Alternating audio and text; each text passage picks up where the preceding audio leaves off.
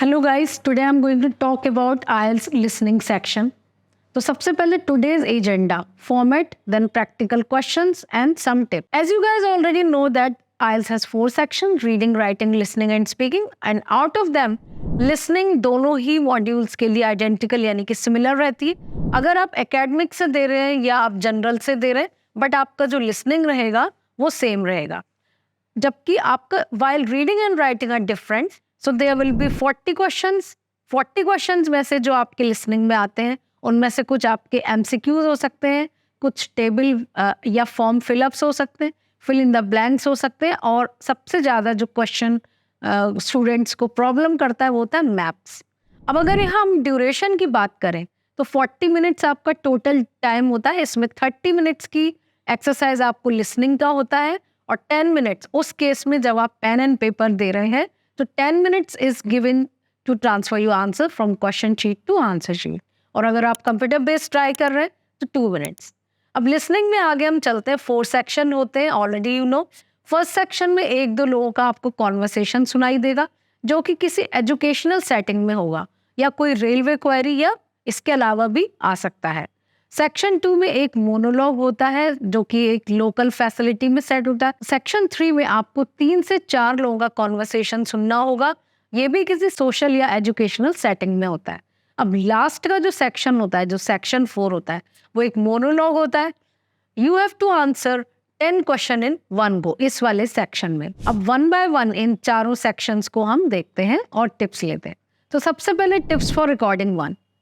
किसी भी रिकॉर्डिंग के स्टार्ट होने से पहले, चाहे वो सेक्शन 1 हो, 2 हो या 3 हो या 4 हो, पहले आपको क्वेश्चन को देख लेना है and on the top of that word count आपको सबसे पहले चेक करनी, क्योंकि ये बहुत सारी मिस्टेक्स हैं जो स्टूडेंट्स करते हैं।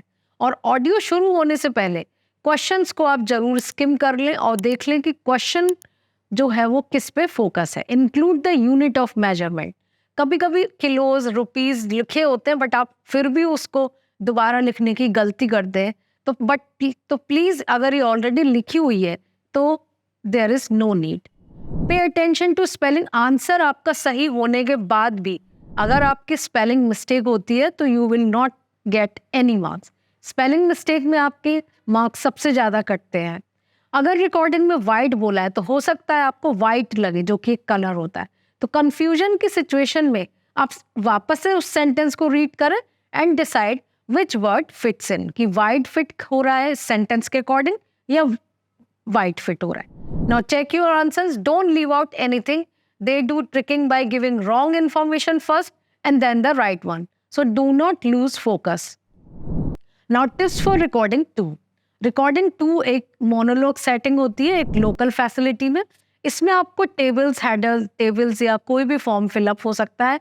तो read table, headers, row. Don't forget the plural, singular, plural की भी मिस्टेक्स बहुत कॉमन होते हैं। Don't write synonyms. अगर रेन है तो आप उसको डाउन पोर या शॉवर ना लिखें। जो भी कुछ भी एग्जैक्ट जो स्पीकर ने बोला है आपको सेम वही वर्ड यहाँ पे यूज करना है। तो don't write synonyms and expect to hear keywords of synonyms. I know it sounds complicated, but trust me, it gets easier with practice. अब नेक्स्ट आता है जो आप लोग के लिए काफ़ी कॉम्प्लिकेटेड होता है, बहुत सारे स्टूडेंट्स को समझ में नहीं आता क्या करें, मैप लेबलिंग। तो सबसे पहले तो आप रिकॉर्डिंग स्टार्ट होने से पहले आप मैप को देख लें और know the directions, know which direction move to. Check parts that have been labelled, या आपको एक मेंटल मैप ड्रॉ करना होगा अपने दिमाग में।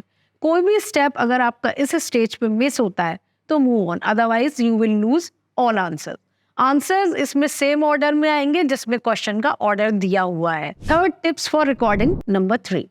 इस पार्ट में आपको 3-4 लोगों का कॉन्वर्सेशन सुनाई पड़ेगा। एजुकेशन और ट्रेनिंग सेटिंग में कॉन्वर्सेशन होता है। इसमें आपको अपनी स्किमिंग स्पीड इंक्रीज करनी होगी। Do not be keyword driven.